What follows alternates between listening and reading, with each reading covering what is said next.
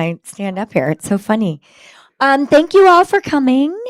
For those of you, we are recording this, just so you know.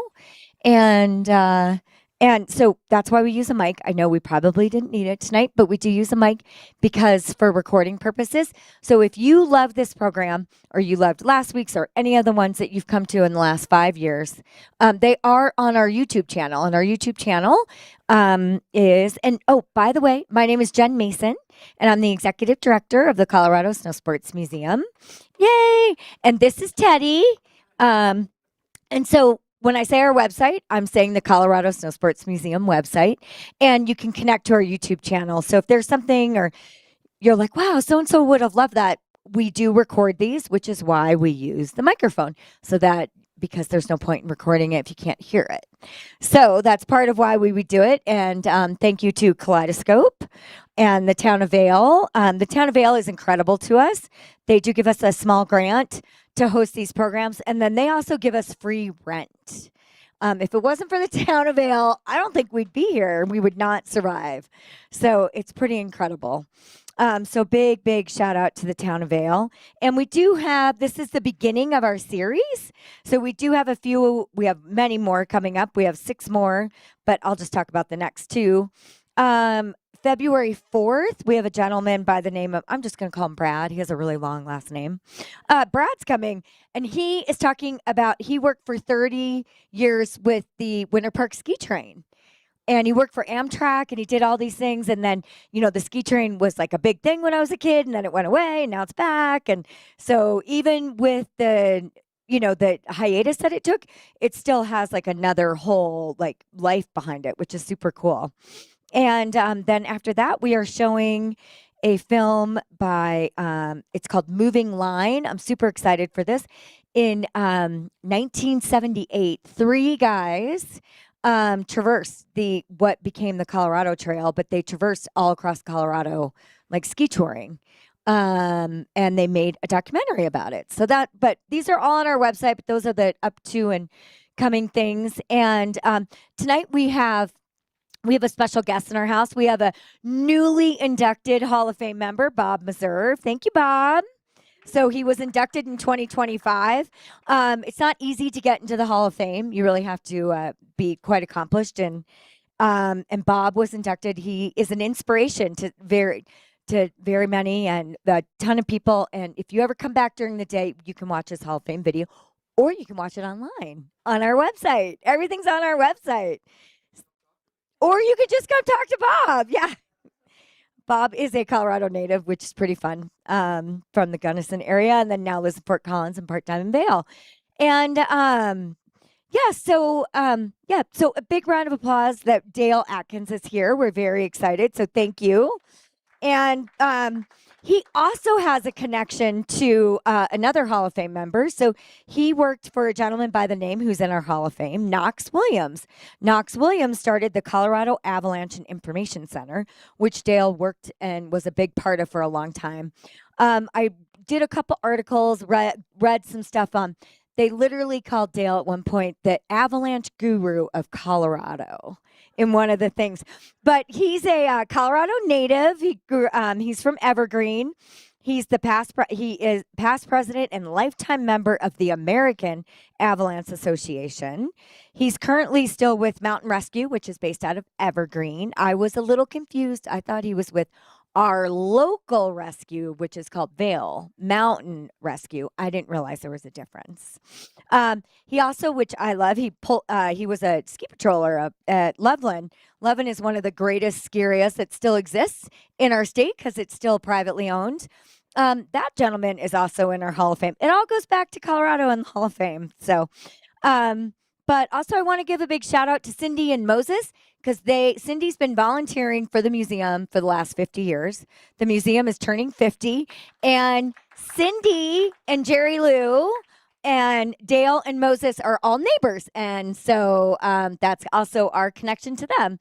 So we're really grateful to have Dale here, and we're super excited to learn all about the history of avalanches and what it meant and all the, we're very excited. So thank you, Dale. Thanks, Jen. Boy, that's going to be a tough act just to follow, just the introduction with it. So I just threw this up just to, something to think about, and also so I could get the projector all dialed in and that. But as you look at that, I think it's a great metaphor for dealing with avalanches, because many times what you see is not necessarily what's happening out there. So let's jump into my talk. Oh, there's a little music. I did a sound check, but we'll just move past that for now. So talk about the history in skiing, especially here in Colorado. So it's not going to be a backcountry talk. It's not going to talk about backcountry accidents, but it's going to be talking about really what our ski areas do to make for a safe, putting air quotes around that, because there really isn't anything safe about avalanches. Or if you think about it, about flying down a mountain at 20, 30 miles an hour faster. But they do a tremendous job to make for a very low risk environment that we get to go enjoy. So I'm going to talk about that a bit. Yeah. Jen mentioned some of my background stuff there. Ski areas and avalanches, well, it's a natural combination. Steep slopes and snow and a lot of triggers, problems happen. And sometimes even in our own backyard. Some of you may recognize that parking lot, February 86 at A Basin. But everybody was cleared out. Actually had a pretty good idea that this was going to happen based on an avalanche on Berthoud Pass. And then this happened. Then later in the day, a big one just east of Loveland closed I-70 for 11 hours. And it was great until the bar ran out of liquor. And then people's attitudes soured. So the more you drink, the better I'll sound. I'll just leave it at that. But yeah, but there's problems. And you've all probably heard the stories of other places. Oh, I think I'll bump the sound up just a bit. I have no idea which button to. Oh, American cinema, maybe not at its finest. You got a storm coming in tonight. People all over that slope. Now, I don't know how you can ignore that hazard. The entrepreneur built the resort. The environmentalist wanted it out of his valley. Between them was a mountain of ice and a woman. Of course, the femme fatale. Mia Farrow, maybe not her favorite movie that she did, but let's look at another movie. And this is from Sweden in 2014. In Sweden, they called it Tourist. And it was force majeure.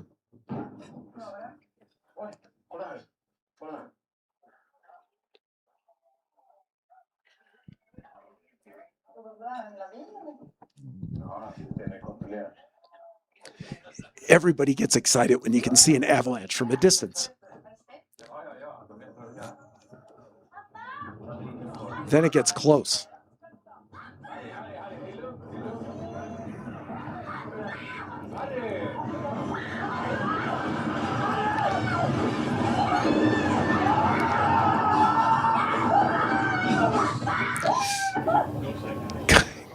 Kind of intense, but don't worry, no people were injured or hurt in the filming of that. It was all done with computer animation with the avalanche part. But it served, the avalanche was the evil character. And you may have noticed Dad ran away. And that's at the theme of the story. But if we go way back in time, okay, a little bit of history here. Avalanches were talked about, they didn't call them avalanches then, but over 2,000 years ago when Hannibal crossed the Alps. And Polybius, loose snow pulls people down into the abysses. I'm not really sure how he knew this because he wrote this about 200 years after Hannibal, but it's a good story. But yeah, they're in the Alps early in the season in October, and probably avalanches. Strabo was a Greek kind of geographer who traveled all of the Eastern Mediterranean and up into the Black Sea areas and the Caucasus and Georgia, what is now Georgia. But he described avalanches, and he described what the shepherds used their staffs. Actually, he described what they would use their staffs to, if they got buried, to stick up to alert their friends. Well, I'm sure they used them the other way around to find their buddies as well. So propoles have been around for over 2,000 years. Okay, I'm not going to talk about the Middle Ages or the Dark Ages and Middle Ages and the Renaissance. There's a tremendous history of avalanches in Europe. But let's jump ahead to the East Coast. This is probably Boston, where there's most of the stories, but 1860, roof avalanches. Falling off the buildings would get people in trouble. And then, of course, our mining history here in Colorado, 1860s outside of Crested Butte. That's a pretty impressive spot outside Crested Butte, but somewhere in the Elk Mountains. So we've got this history, and we've seen the pictures of the skiers. Now they're actually recovering somebody and bringing them out from a bad avalanche at Woodstock. But even the ladies got involved. But everyone is so kind of still. But I really like this photo because she's getting after it, catching a little bit of air in 1895. Yeah, you know, this is probably 20 pounds a piece, something like that.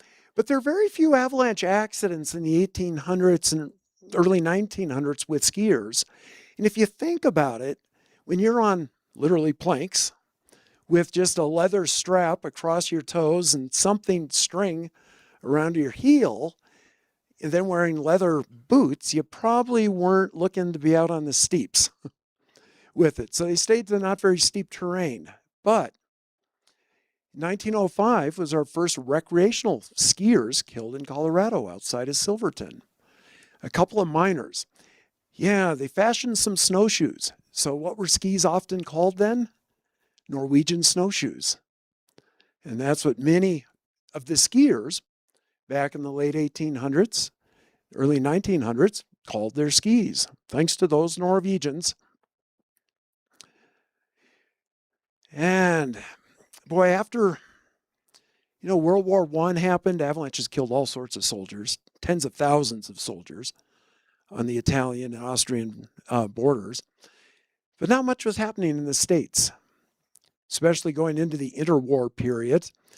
But just before World War II, skiing was starting to get a name made. So I think it was three different Aspen industrialists and kind of movers and shakers hired Andre Roche. And Andre was an avalanche expert. He was an engineer from Switzerland. He became the director of the Swiss Federal Institute for Snow and Avalanches, but he came out and he mapped a ski area around Aspen, up above Ashcroft. So looking, Ashcroft would be right up here. Pine Creek, Conundrum Creek is, probably like about number 5 or something like that. But you might recognize some of the names with Electric Peak and Ski Hayden and Hayden Peak. World War II happened. Andre ended up teaching the Swiss military soldiers about skiing and mountaineering. But he came back at the behest of the U.S. Forest Service and the National Ski Patrol in 1949 and spent 3 months touring around the West. And this is the report that he wrote. And it might be hard to read, but this is the very first part of the technical report with Berthoud, Loveland, and A Basin. And if you look at it, on account of the dry, cold climate, which makes for what? Our great powder snow that we usually have, except for this year. But Colorado seems to be the most dangerous state in the union for avalanches. Hold that thought. We'll come back to that here in a little bit later. And then down at the bottom, this is a great observation. This is 1949 with it. But after every important snowfall and wind event, the avalanche danger is going to happen. It's going to come to the ski areas. And he made 3 recommendations for how you could manage it, deal with it. One was with closures. Just don't let people go in there. The second was with explosives to knock down the threat, the danger. And we hear those, in the mornings when the ski patrols are out and about. And then the third was compaction. Get skiers out on it. And what Andre Roque identified in 1949, those 3 principles are still what guide ski area operations today. Closures, explosives for mitigation, and compaction. And I had the great pleasure to have lunch with Andre in 1984 because he stayed at the house of my friends of mine in Aspen. Got to know him. But here's on the left, that's actually what now is a Loveland Valley, just right below the top switchback. 1949, they had a sign. 2 fellows were killed there in that winter. And then propoils, avalanche rescue training up at Berthoud Pass. Andre convinced the Americans, at least those here in Colorado, with their propoles not to use rebar. It was kind of hard on people. He got them to use tubing or lightweight pipe. So if we look at the definition of what is an avalanche, yeah, it's just a massive snow that slides down a mountainside. Now, if you go into formal dictionaries, they'll say about down a mountainside. Well, no, avalanches fall off roofs. They'll fall off steep hillsides, small ravines. There's all sorts of places. Yeah, noun, verb, all of that stuff. That's an avalanche. That's just outside of Ashcroft, going up to the Pine Creek Cookhouse. Some of you may know that. The road going up to Castle, the rest of Castle Creek. Sadly, there's a woman in that. Lynn Durr was out cross-country skiing that day when a natural release came down from above. That's a very unusual accident because most avalanche victims trigger their own avalanche, or somebody in the group does. Very seldom is it a case of being in the wrong place at the wrong time.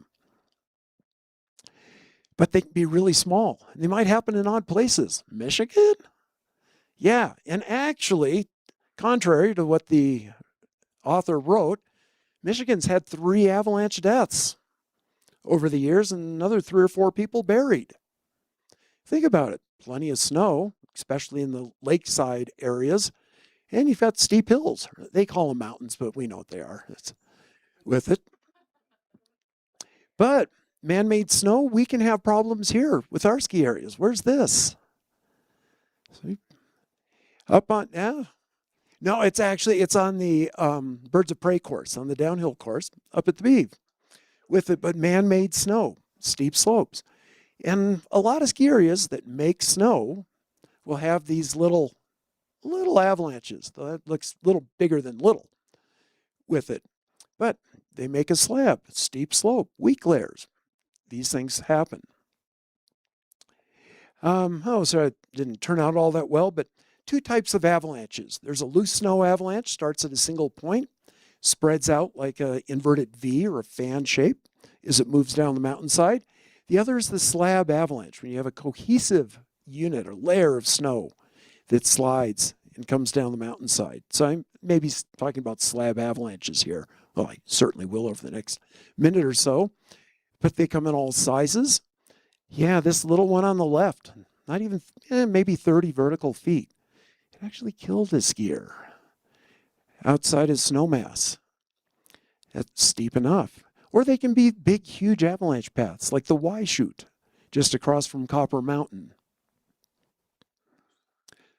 So we're going to see, this is what's happening at Gremitz in Switzerland. It's just a couple of valleys west of Zermatt. And they're dropping explosives to trigger avalanches. So there's the first one. And those are always fun.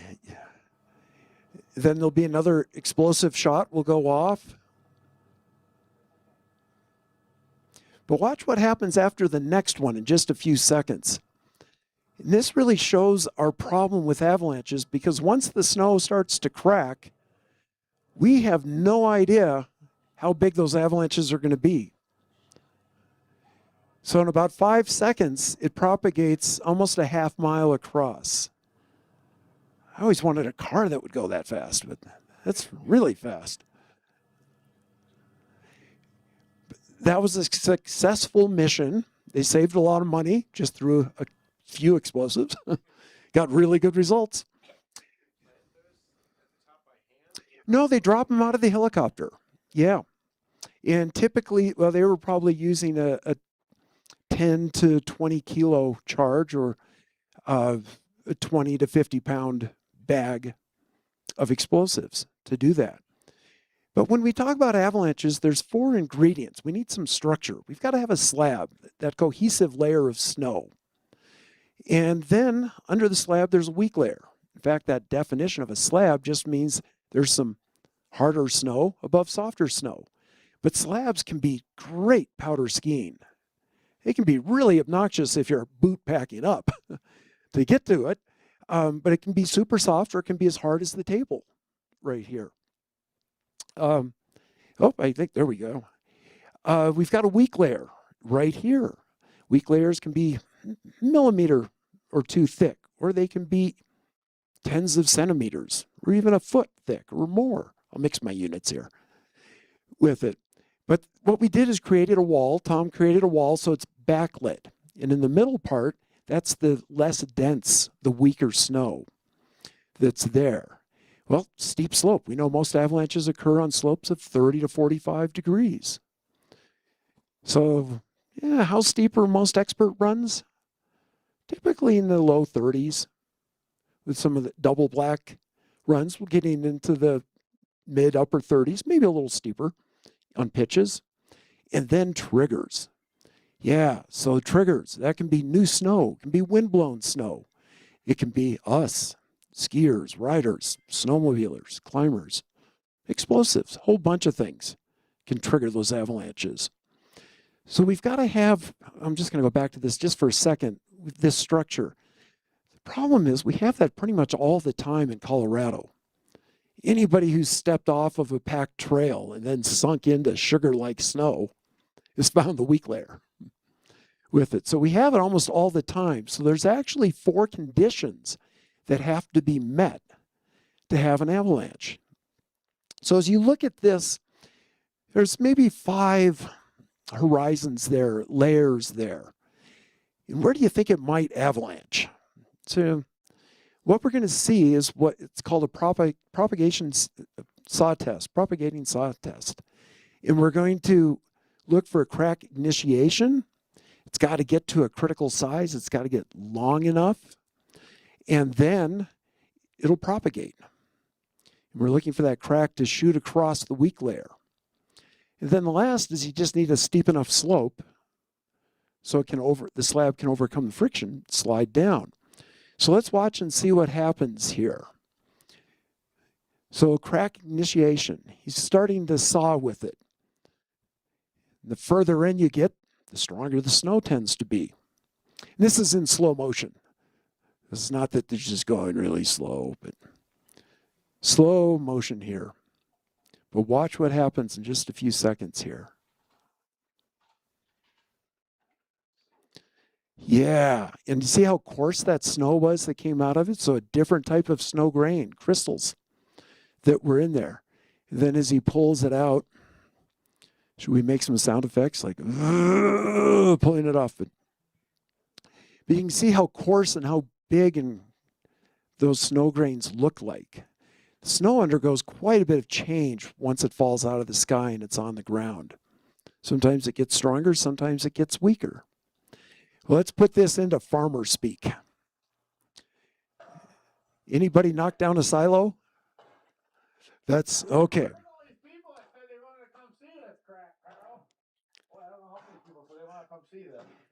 Carl must be a good North Dakota guy, you know. It's I never dropped one before.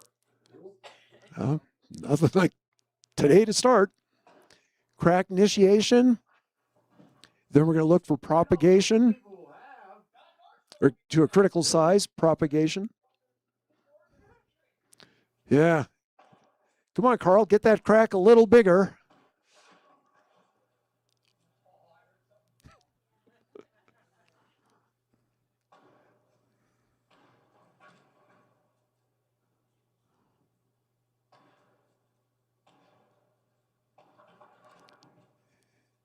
Then propagation. Yeah, I guess it's one way. Propagation, and then gravity takes over. Oh, you guys are laughing.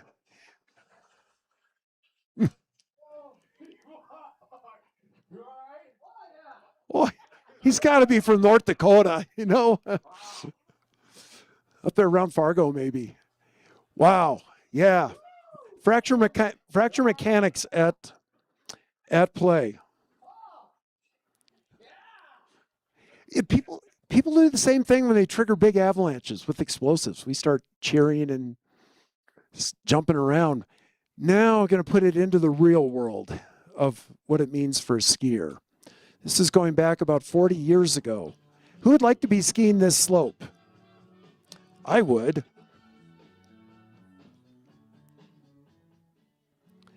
Rusty's going to be number 7. The slab stays together, even though it's beautiful powder skiing. Yeah, nature loves her little surprises. Who sings that song? Oh, Joe Walsh. But it goes back to about 1974. So,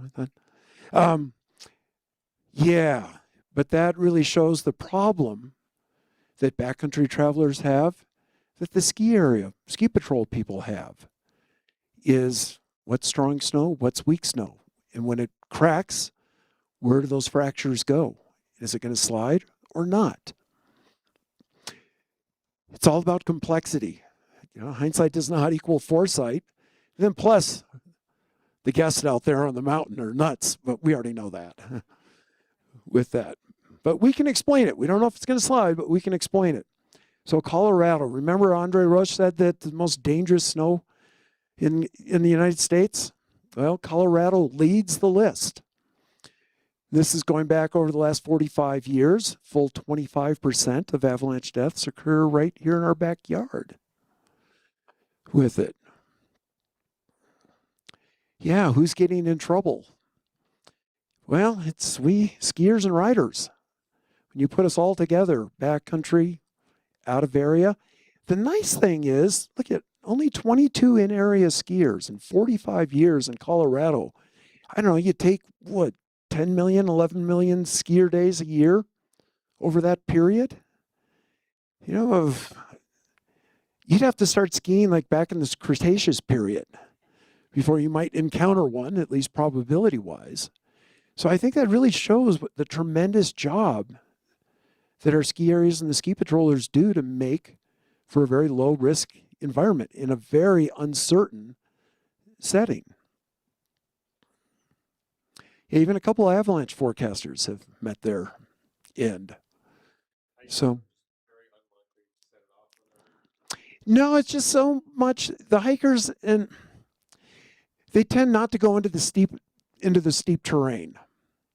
Especially if you're a snowshoer, it's just hard to travel on the steep terrain, but skis makes it a lot easier. Okay, let's see if you guys, hopefully you can see this. We're going all the way back to 1860. The first avalanche deaths in Colorado that I know of. And look at the mining days. I mean, full 2/3 of the people killed in Colorado, almost 1,000, were back in the mining days. Well, that made sense. Leadville had a population of 20,000, maybe upwards of 30,000 people in the early 1880s. Silverton had 5,000 people living there. So huge numbers were in the mountains. And those miners, boy, I don't know how they figured out where to put a mine, but they sure picked some steep places to go. And I'm sure all of you have hiked those trails and those old roads going, who'd walk up this? Gold fever. But I drew a line at 1950 because we use that to kind of mark the transition from the mining days and industry days to the coming of the tourists, the recreation with it. Okay, World War II has been over for a number of years. A lot of soldiers, 10th Mountain. And we all know that history of them coming to Colorado and other western states. Plenty of surplus ski equipment. It was dirt cheap. Our highway system was growing and getting better.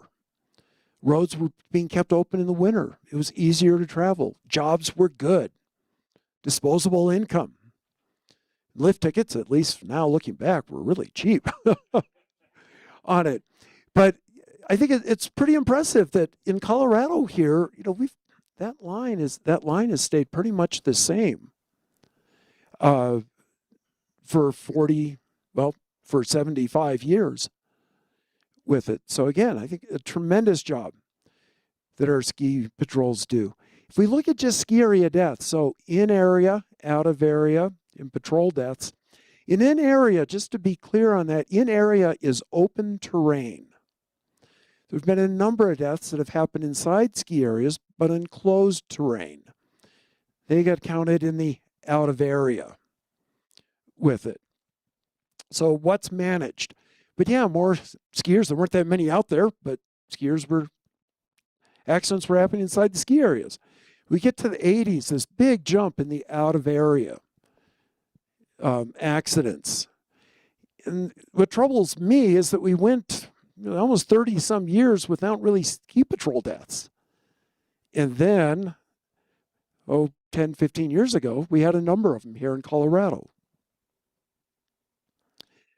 So let's go back in time, 58, 59. Highlands, the old 5 tower at the top of Lodge's Peak. Yeah, $4 for a lift ticket back then. But our ski equipment is way better today. Loveland, 59. Getting out to go places. The ski industry was really starting to boom, so to speak. The Forest Service was really a friend of the ski industry and pushing to get ski areas developed. The enthusiasm was there. The people were there. Ooh, where's that? Crested Butte, before there was any ski area. Yeah, 1961. And I've got to thank Dale Gallagher, who passed away a bunch of years ago. He was one of my mentors. But he was the Forest Service snow ranger and then one of the senior recreation rangers for the whole Forest Service. But in the 60s and 70s, he worked on the development of a lot of ski areas across the western U.S. And his daughter gave me a bunch of his pictures. But accidents happened. Aspen Mountain, 69. So we'll go to the upper right corner here, and we'll zoom in. So just off North America Trail in Toilette Park. This really was an eye-opener. Yeah, there have been a few avalanche deaths in areas and out areas before, but this was a really small avalanche. And it opened the eyes of ski patrollers in the ski areas to just the dangers that lurk inside our ski areas. That's the slope. It's still big enough and deep enough to bury someone almost 4 feet deep. It ran 90 feet with it. I hope I'm not scaring y'all away. It's going to be a while before we see storms to do that. But I did have to throw this picture in because I thought this is a great one of the toboggan bringing in an injured person down Spar Gulch. It was a 2-person ride. Well, I think you've seen all the patrollers these days when they're in the steeps. One person's in the horns and the handles in front. Someone else is a tail roper in the back. But back then, the tail person stood on the back of the toboggan with a handbrake. That's what he's got in his right hand. And I'm sure his buddy's saying, pull harder as he's going down with it. You've all seen plenty of pictures of Vail, but I know no one's probably seen these. So this is the Forest Service photos and the planning. So 1961 or 63 aerial survey. There is some construction here. Things are happening because the ski area has already been up and running. But then let's look at the back bowls back in the early days before the lift was there. 61. Pretty cool place we have here, isn't it? Boy, in 1960s, everyone wanted to ski like Stein Eriksen and wear the sweaters and the ski pants with it. But everything was, staying in area. We get to the 70s, a little wilder time with it. Anybody recognize who that is? He was this Vail Ski School director, Roger Saab. Roger, okay, right, yes, say it in French. That's Roger Saab with it, catching a little air. Wayne Wong, remember the Coca-Cola commercials then, or Pepsi or something? Yeah, so starting to get a little more exciting. Freestyle skiing was kicking off and going places. Then the 80s hit, the world of the extreme.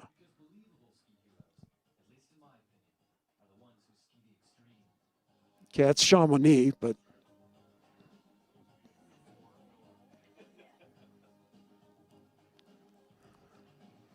anybody recognize this movie?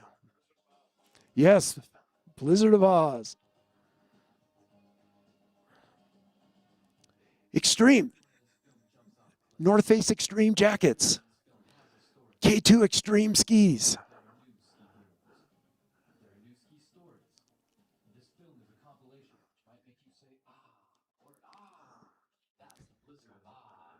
Yeah. Thank you, Greg Stump, with it. But somehow the ski areas, the guests, their clients were wanting that excitement. And skiers were able to accommodate it, but there were some prices paid for it. Where's that? Highlands Bowl. Yeah, pretty amazing. I think that opened 2002, 2003, something like that. Aspen Highlands Bowl. There are 9 accidents that involve skiers and ski patrollers that really, I think, shaped the industry. I'm going to talk about 2 of them, but I'm going to just run through these. Hanging Valley, Snowmass.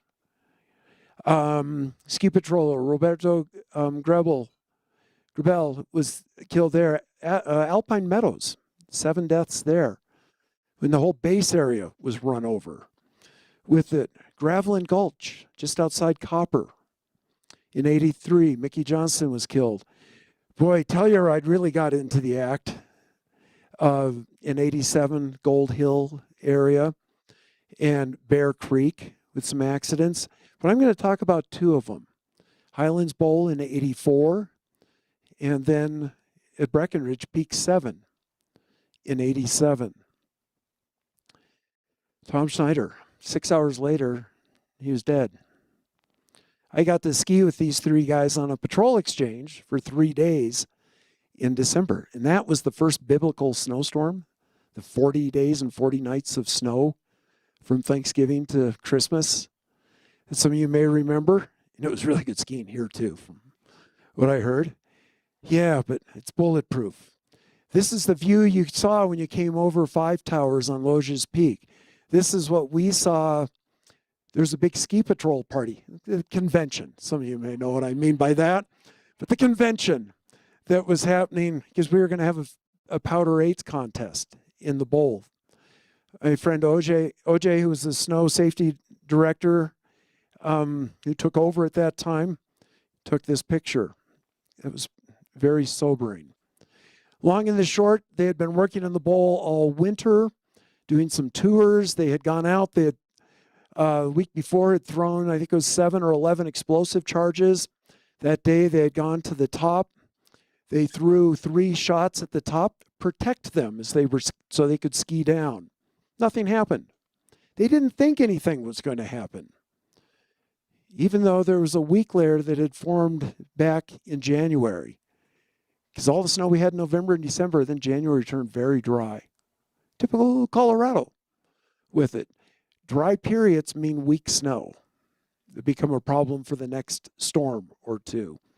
They had 56 inches of snow that fell on top of a weak layer that they identified from February. So there's over 4 feet of snow that had fallen on that weak layer. They didn't think it was going to be a problem. They skied down. Their practice had always been extra long fuses. They would throw their shots from this bench and they would retreat to the trees. That day they decided that it was so bulletproof, they stayed out there. The first shot went off, nothing happened, a hole. The next shot went off a few seconds later, and probably nothing happened initially, and then it broke out behind them, and then all the way across the bowl with it. This changed ski patrolling in Colorado and the rest of the country.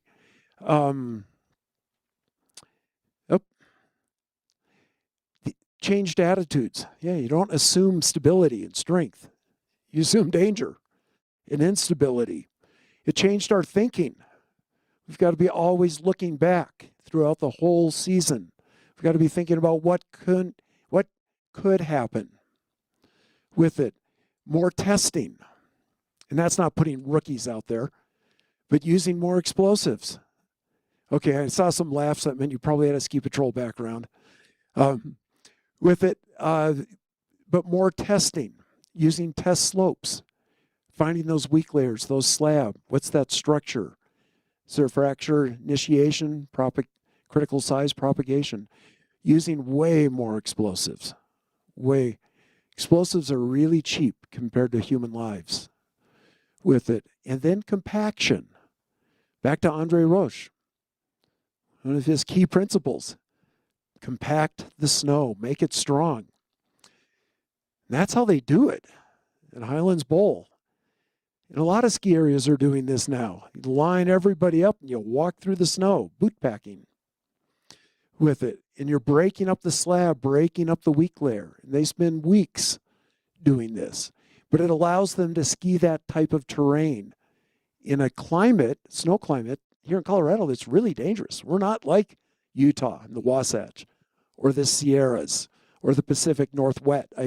Northwest. Okay, that's another bad dad joke, but at least some of you caught it with it. So here they are working in the bowl. You earn a season's pass after, I think, 10 days or something like that.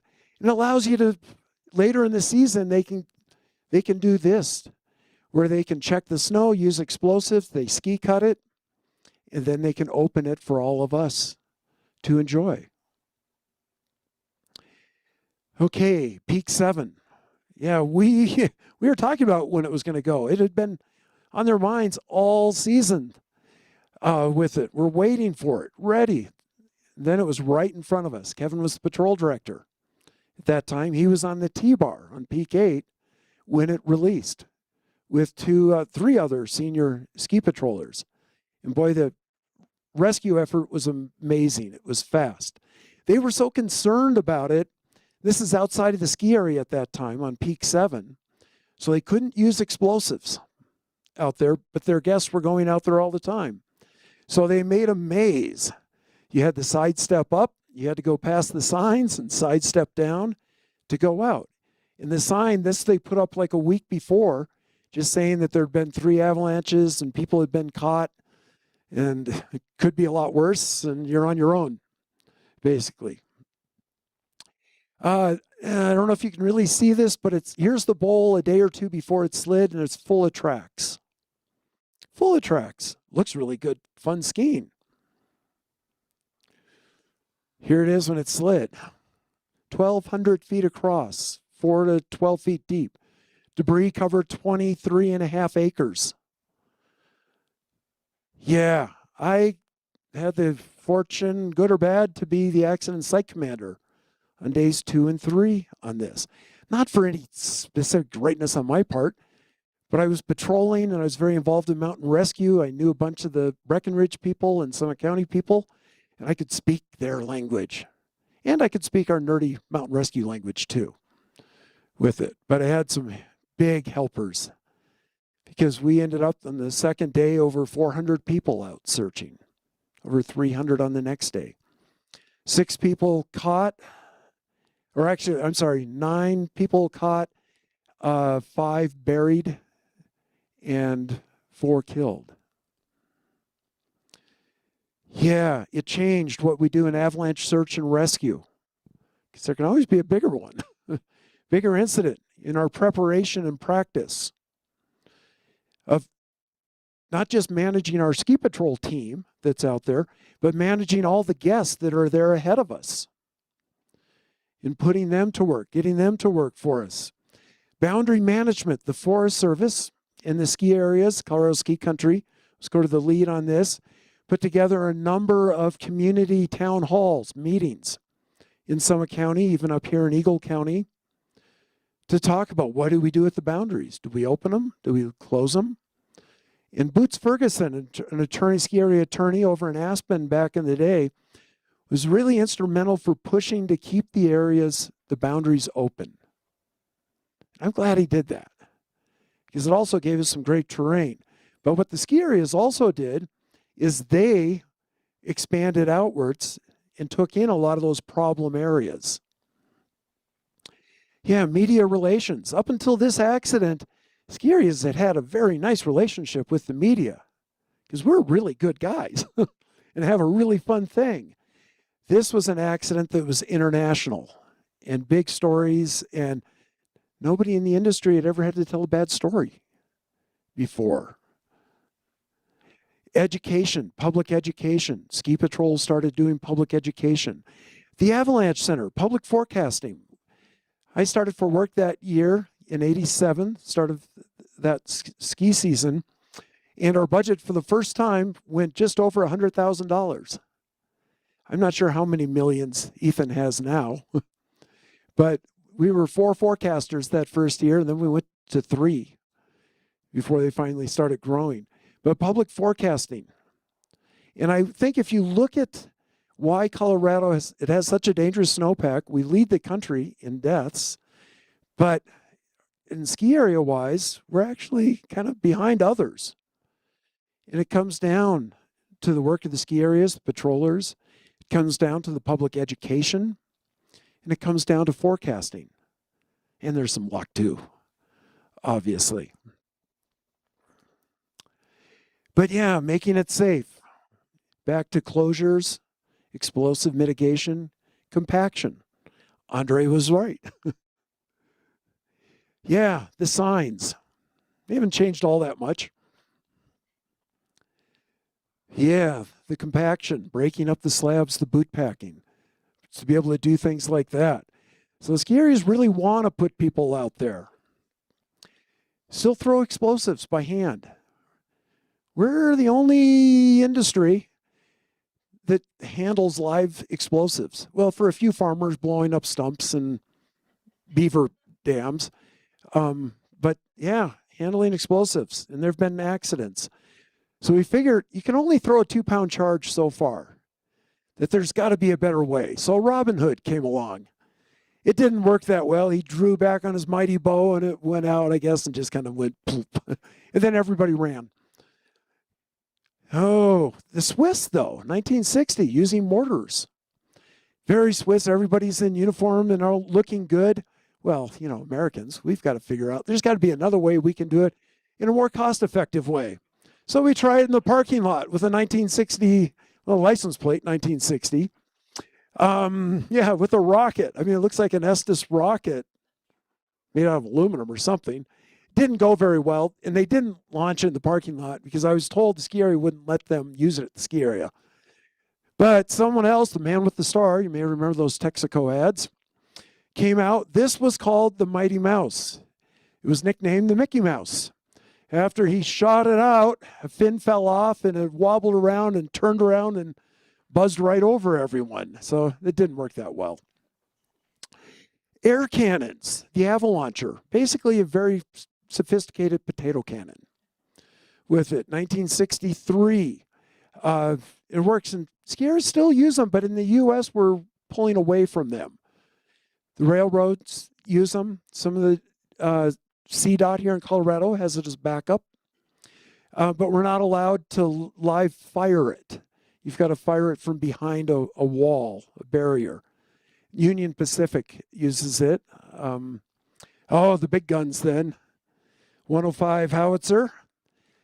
You don't see those along I-70 much anymore. Just set it up.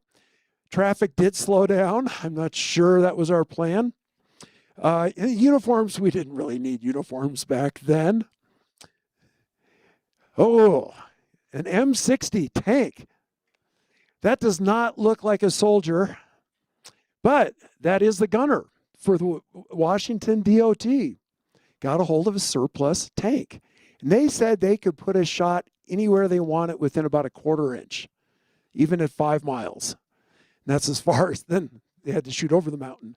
And Washington DOT used it on Stevens Pass for probably 10 years, something like that, and a really effective weapon for it.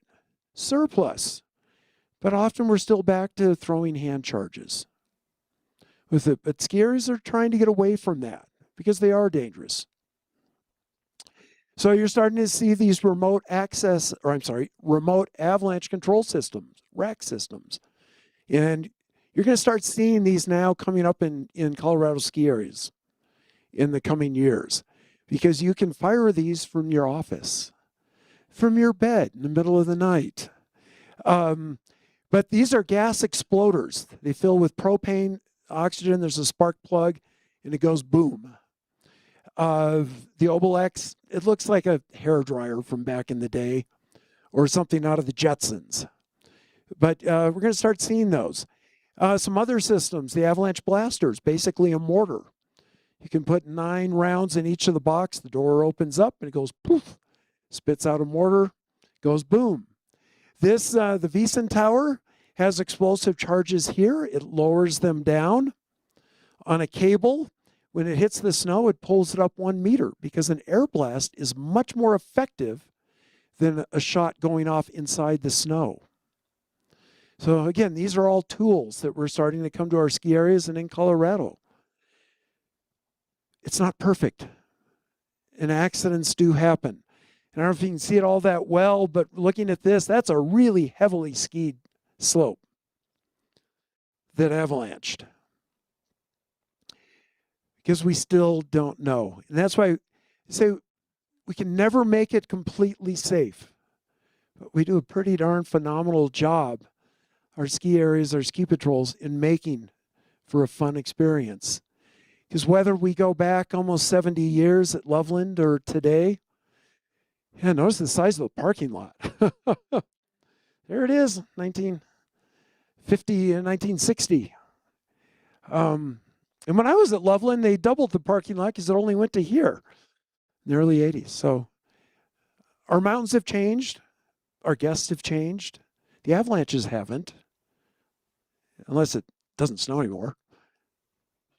But the challenges are still there, and it's still skiing and snow makes for the best sport in the world. So let it snow, let it snow. And I know everyone's going to go home thinking that, singing that tonight. So sorry about that. That's all I got. But thank you very much, and thank you to the Colorado Snow Sports Museum for having me tonight.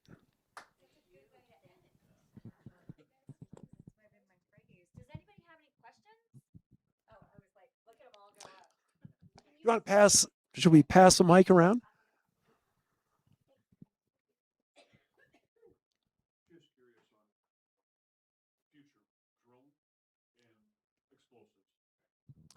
Yeah, the future about drones and explosives. Now, that was the next half hour of my talk.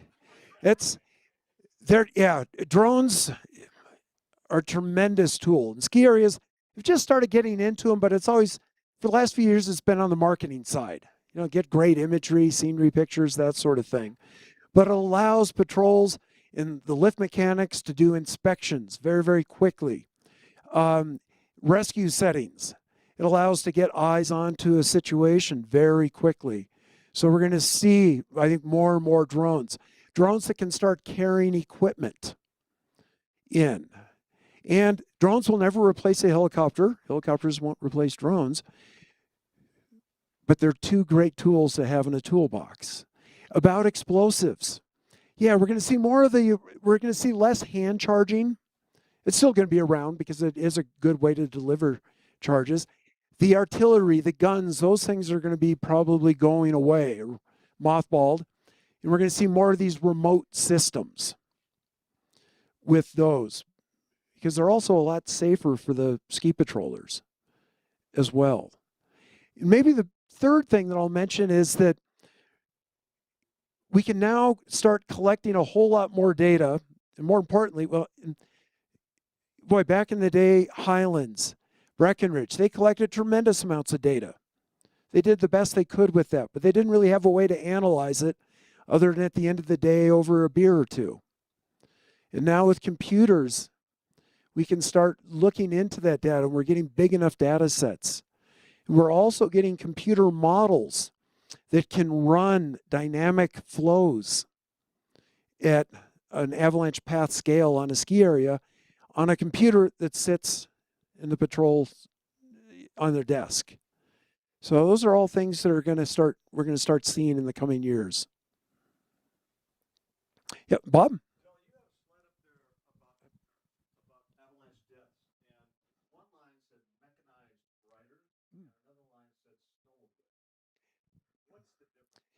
Yeah, ooh, someone was reading my stuff. Jeez. Thanks, Bob. What's the difference? The mechanized riders were those that were snowcats or heli skiing with it. And then you had the snowmobiles and snow bikes. Snow bikes, not fat tire bikes, but the timber sleds, the motorcycles that have been converted on that. So that's that difference. And in the last probably 10 years, we've started to have seen more guides getting in trouble in avalanches. And this, why do we think, or why do I think that more guides are getting in trouble? They're paid to stay out of avalanches compared to a ski patroller. Well, but guides have great ability to work with people.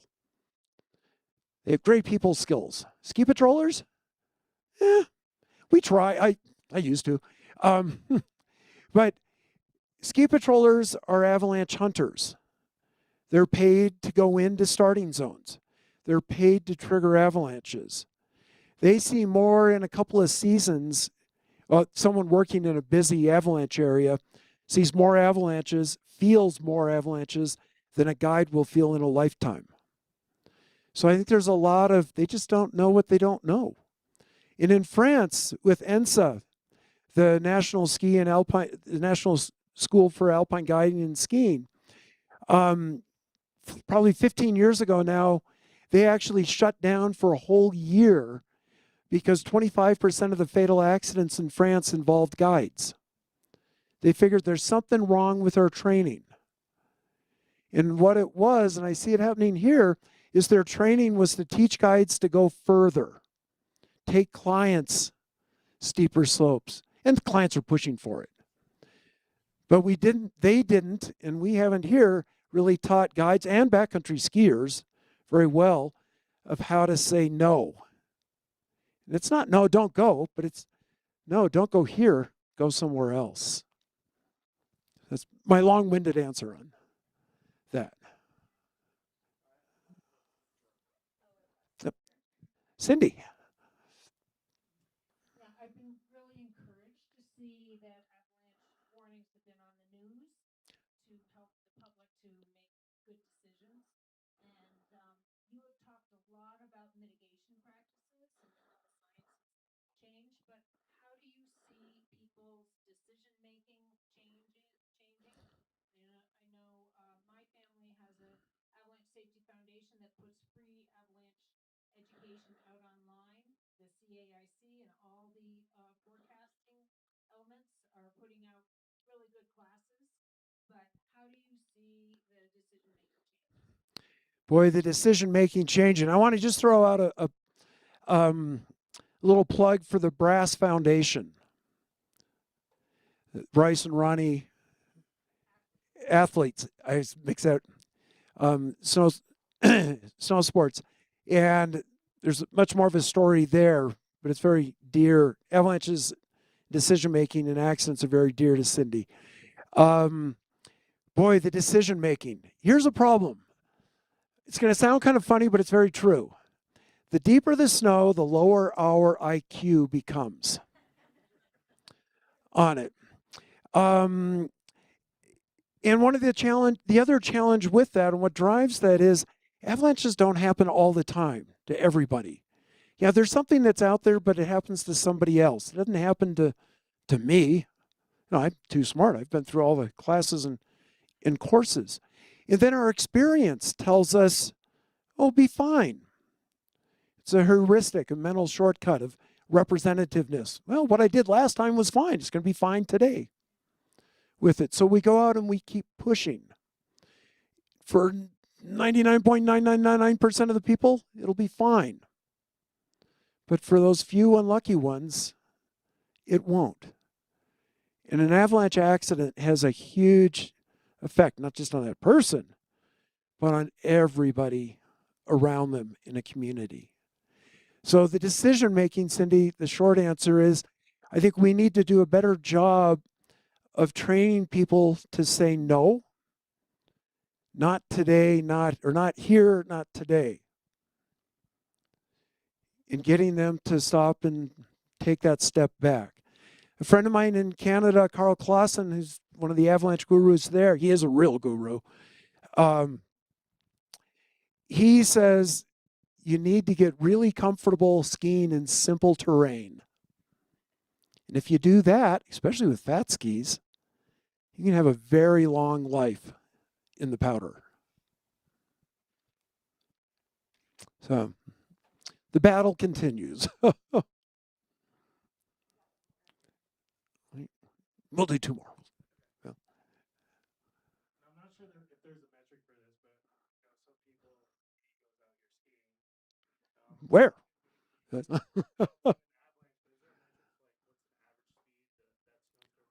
Ooh, yeah. How fast are avalanches? So acceleration-wise, avalanches hit about 80% of their maximum velocity in the first 40 meters of travel. I wish I had a car that went that fast. A small avalanche, what does that mean? A small avalanche, it falls maybe a couple of hundred vertical feet, 300 vertical feet. That will reach speeds of 30, 40 miles an hour with it. A moderate, let's go to a big avalanche. A big avalanche, let's say that's going to fall 800, 1,200 feet, something like that. That's going to reach speeds of 70 to 100 miles an hour. A little faster than I ski. No matter what story I told my wife when I was trying to impress her. Avalanches have been clocked at over 200 miles an hour. It's a fluidized flow in air, very little friction. Those moderate-sized, middle-sized avalanches, you might say, let's say, fall 400 to 800 vertical feet, are going to be 40 to 60 miles an hour. Maybe you can outski it. Maybe. But if you get entrained in that and tumbled about, avalanches very seldom bury people. They tend to stay on top. But you hit something on the way down, like a tree, you might as well get hit by a Buick out on I-70. Oh, wait, I-70 doesn't really move anymore. It's a parking lot. But that's the problems with how fast a typical human-sized avalanche is about about 50 to 100 meters, 100 yards across. In falls, I'll go to American Freedom units, and will fall about that 300 to 500 vertical feet, and will be 1.5 to 3 feet deep. Yeah, so even the smallest avalanches are still really, really big to us as an individual. Yes, sir. Ooh, does the slough tell you about anything on the about the underlying snowpack? No. And a slough is a loose snow avalanche. They tend to be shallow in a storm layer or near the surface. They're the classic loose snow avalanche. Generally not a problem for backcountry folks unless there's a terrain trap, like a creek gully or a cliff. They're really bad for ice climbers because it doesn't take much snow to cause problems. The problem with the slough is they just don't have much mass and they're just in the surface layers, so they don't maybe get down to the weakest layers because they just don't have that mass. So how much weight? Well, mass, the force. Typical person, our force that we exert on a weak layer, it really doesn't go beyond about 5 feet down. It's about as far as our weight has an effect on a weak layer. But you'll see these avalanches that might run 8 feet deep, 12, 20 feet deep that were triggered by skiers. How did that happen? Well, it's like the picture we saw of Rusty, the 7th skier down. He was already down the slope, past the wind pillow, where the snow was less deep. Where it's less deep, you're closer to that weak layer. So up on top, it may feel fine, but you get down, and now you're only a couple of feet above the weak layer. Problems happen.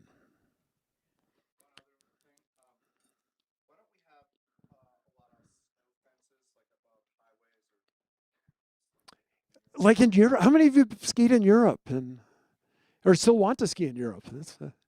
Yeah. So they have all sorts of snow fences that they've put up to hold the snow in place. And they had to do it from survival, also to preserve their forest. Where here in the West, we've been so lucky in North America, because the Canadians have the same issue, we could always just expand a little further. So it was easy for us to get out of the way. Our terrain in general isn't as steep as the Alps. So our roads, our railroads, were able to stay further out away. So good fortune really is how we've been able to avoid it. I think there's one more. Yes, sir.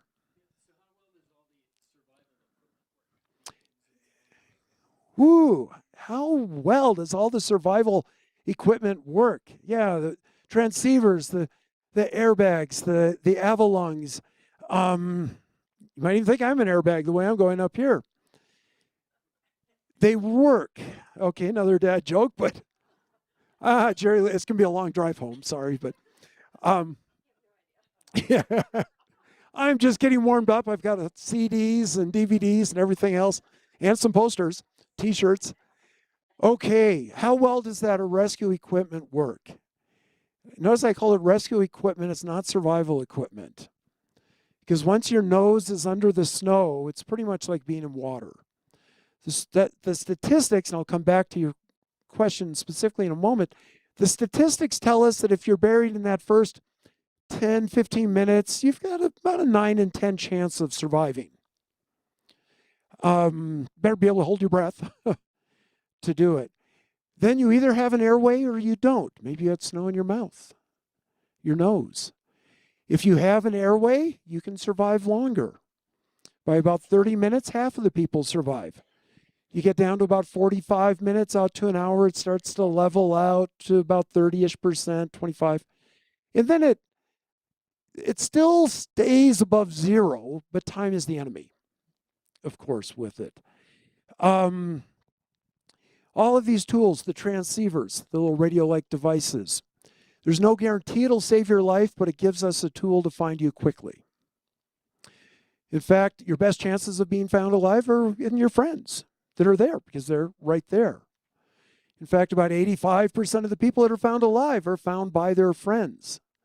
What the statistics never get repeated is that the friends only find about half of their friends alive. Just that time to get down, search, shovel, time passes very quickly. The Avalanche, an artificial air pocket. There's a new one, Safe Back, out of Norway. Those work, but you've got to have it in your mouth or near your face. It's an artificial air pocket. You've got to keep your airway open. It buys time. They do work, but very few people use them. They're expensive. The Avalanche airbags, those work very well, but they have limitations. They work on paper, but there's no guarantee it'll save you, save me, or you with it. The Avalanche airbag, you've probably seen the pictures. You deploy it, the big balloon pillows come out with it. It makes you the largest nut. Actually, it does make you the largest nut in the flow. Avalanches are granular flows. Your bag of cookies is a granular flow when you shake it up. Your box of cereal. A bowl of nuts, mixed nuts. You want the big Brazil nut or macadamia nuts. There's two ways to find one in a bowl. You're at a party, so there's two types of people. You see the bowl. You walk over, what do some folks do? They just stick their hand in, start rooting around, there it is, and grab it. But what do we more sophisticated couth people do? We shake it. We shake it. The big nuts rise to the top. I could say something about work like that, but I won't, Jerry Lou. So, but it's a granular flow, inverse segregation. So that's how an airbag works. It makes you a bigger particle in an avalanche so that it may force you to the surface. The problem, about 2 to 3 in 10 people are buried with those. Okay, one, they didn't deploy it. Maybe there's a mechanical malfunction. That's pretty rare. But the big one is they stay on top, they ride down, the snow stops where they are. Maybe they're buried knee deep. They're thinking, great. But then another wave of snow comes down, and now you're trapped. So my advice, are a bit long, you've got to get the gear, know how to use it, make sure your friends know how to use it, because that's really who's going to save you. But travel as if you left that gear at home and just stay off the steep slopes. And maybe I'll end it with that. And spring, that's a huge thing. Yeah. People go into places now in midwinter that most of us never even thought about going in until April or May. So timing matters. No, it's not about the fresh snow. It's warmer. The snow's been melting, it's consolidating, it's shrinking, but it's getting stronger, especially when it refreezes at night. It's compacting with it. Yeah.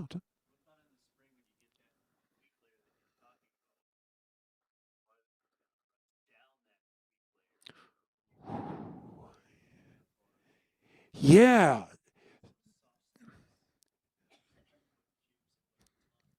exactly. Exactly.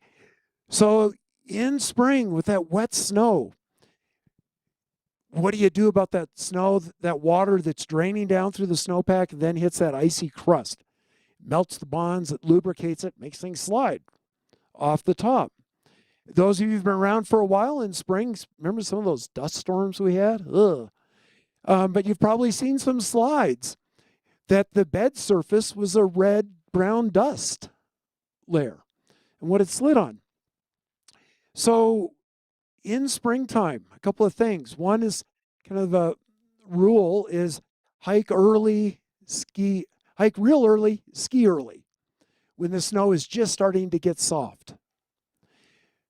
When the snow's starting to get wet is when you've got to get off of it. And by wet, I mean, yeah, you can make a really good snowball, but your gloves get wet very quickly or very wet, and you can squeeze water out. And you've probably all have experienced, you're out skiing, maybe in the back bowls. You know, the first run wasn't that great. It was kind of hard and icy. The second run or third run was actually pretty good. Starting to corn up, right? And then you're out there, maybe you do lunch, you come back out, and you're making some turns. All of a sudden, you just sink in because that snow got wet and it lost all its strength. So in springtime, my short answer to your long question is when that snow gets wet is when we need to get off of it, change aspects, head off and go for a bike ride, or do something else. And if you're not sure, be patient and come back another day. So with that,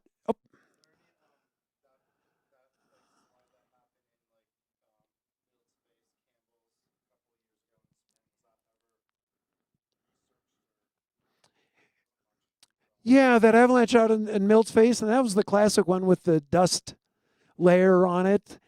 I think it even showed up in the paper. There's a picture. I'm sure the patrol went out and poked around and did something, but nothing more than that. What we know from dust,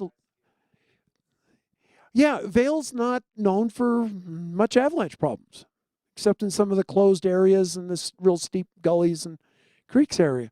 In the chutes, the dust, what it does is it gets deposited in the storm. Snow, it either's there, the snow melts off of it, and you've got the dust layer. Well, it's attracting the heat, all that sun's energy. And it starts melting the snow right at that, so it creates a crust.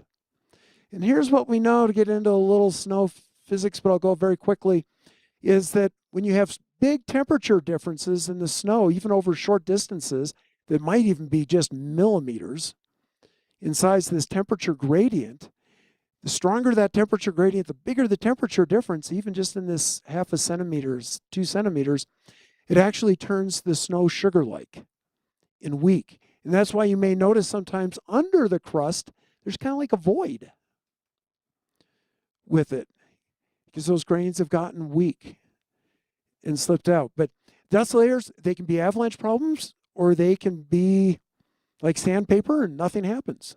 We don't know. But with that, everyone's got to do a snow dance before you leave tonight. So thank you, Jen. And thank you all for coming out and supporting the museum.